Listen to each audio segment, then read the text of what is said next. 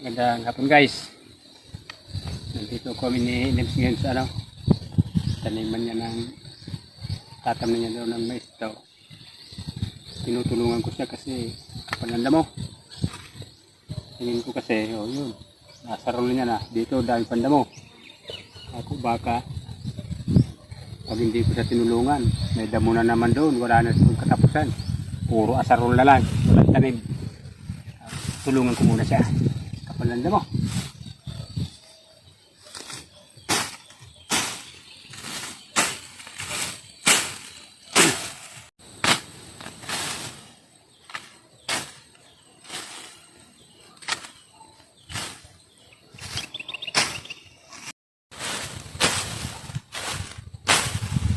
Sana pag umaga medyo basa panda mo kung tuyo na makunat din kabasay.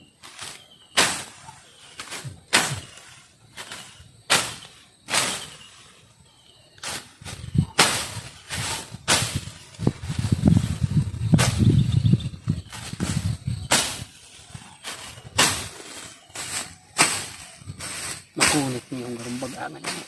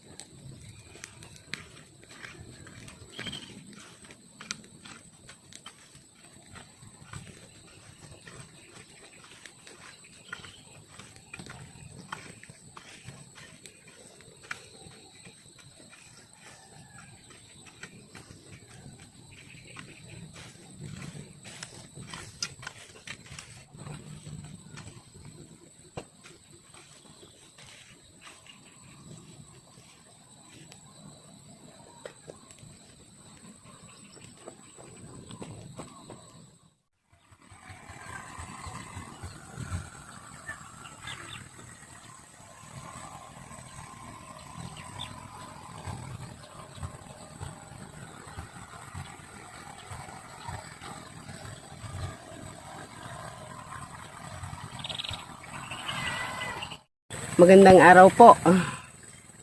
Dalawang gabing magkasunod na umulan kaya ito na ang panahon para magtanim tayo. Ang itatanim natin mani sa mais. Uunahin ko muna yung mani.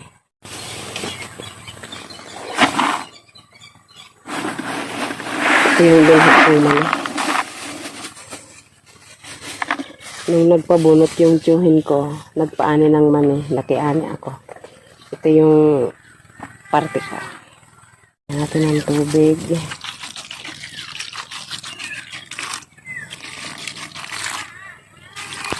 Tama na yan.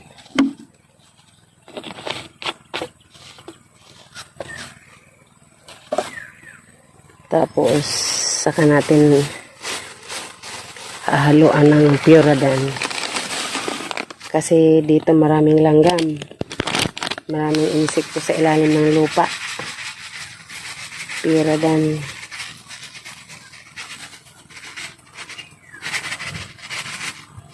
Yun.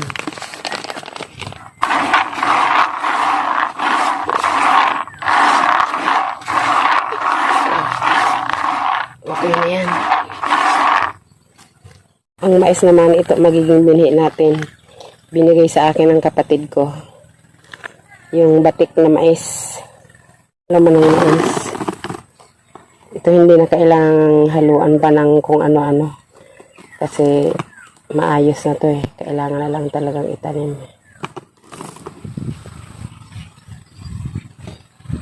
Guys, bago tayo makatanim, kailangan natin gumawa ng linya. Kailangan kong linyahan itong asarol para may susundan tayo pagtanim. Sabi ni Banong kahit itutok ko lang daw, pero mas maganda nakalinya pa rin.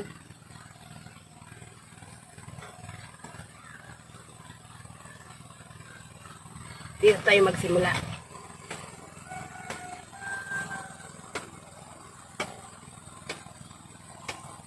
Medyo matatagalan tayo nito dahil mag-asaral pa tayo ng pagtatanim.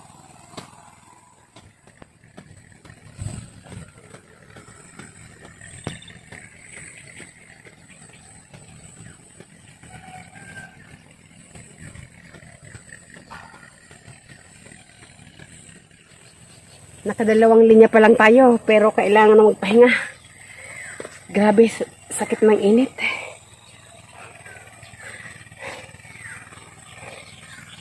Hindi natin to kayang tapusin ngayon. Wala akong katulong eh. Ako lang mag-isa.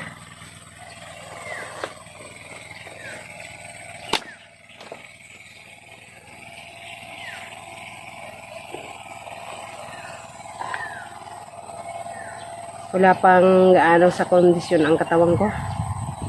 Nilagnat kasi ako ng isang araw, isang gabi.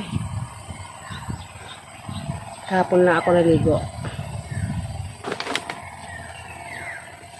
Kailangan nating uminom ng tubig para yung sobrang pawis mapalitan.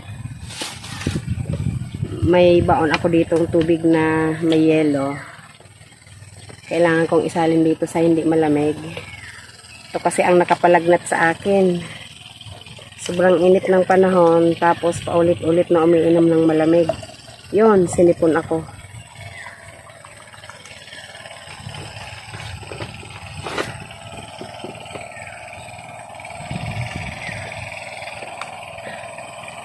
Hanggang ngayon, mapait pa. Panlasa ko. Kahapon nga, wala akong panlasa. Akala ko yung ulam na niluto niyo, no, walang asin. Yun pala, yung panlasa ko may diferensya.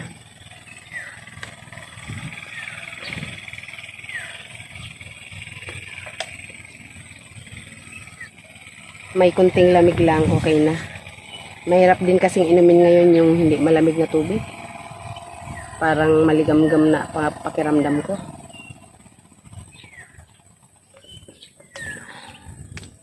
Unti-unti lang pag-inom. Ayun. Tumago yung araw. Kailangan natin samantalahin yan. Hindi mainit. Ano yan?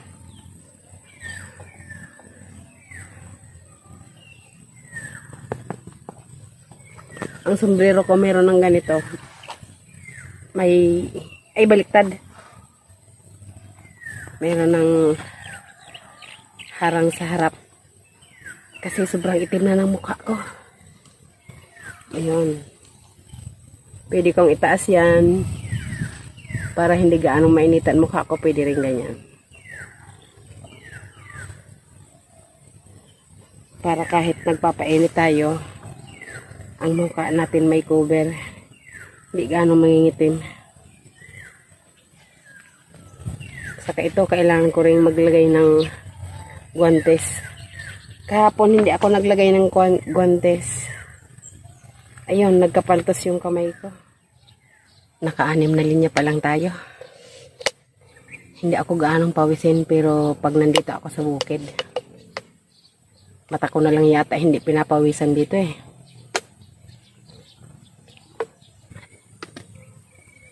Nakakaramdam ako ng gutom. Pero wala akong ganang kumain. Kaya lang pag hindi tayo kumain, hindi ko matatapos yan. Kailangan natin ng energy.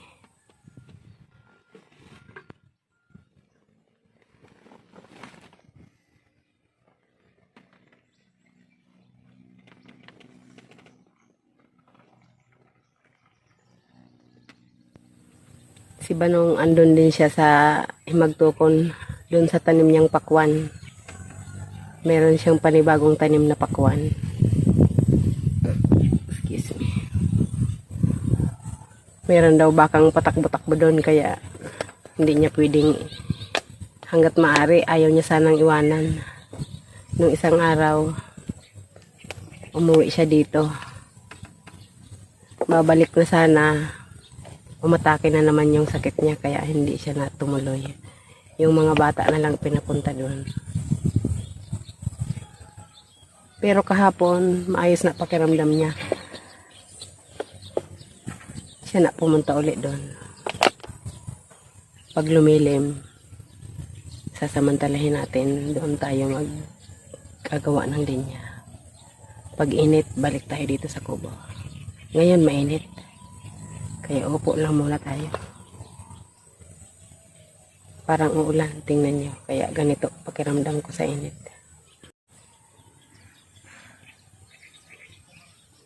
Sana ibagsak na yan. Kahit umuulan, gagawa tayo. Mas maayos-ayos ang ulan kaysa sa init.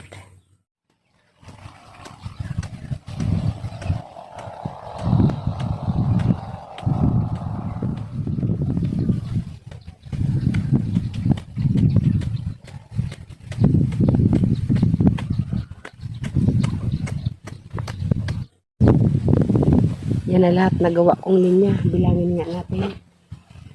1, 2, 3, 4, 13. Guys, 13 na linya na nagawa ko.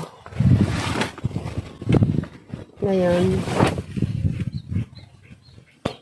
magsimula na tayong magtanim kahit kainitan. Medyo mahangin naman. Tanim na tayo.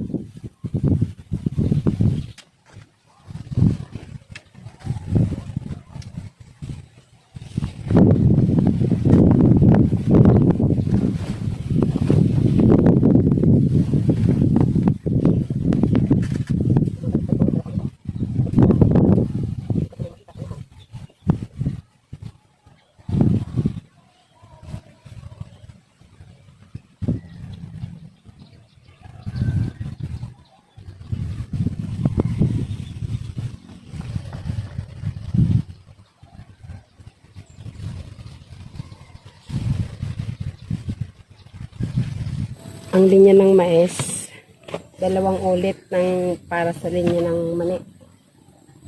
Mas malapad yung linya ng mais. Mas malayo yung pagitan.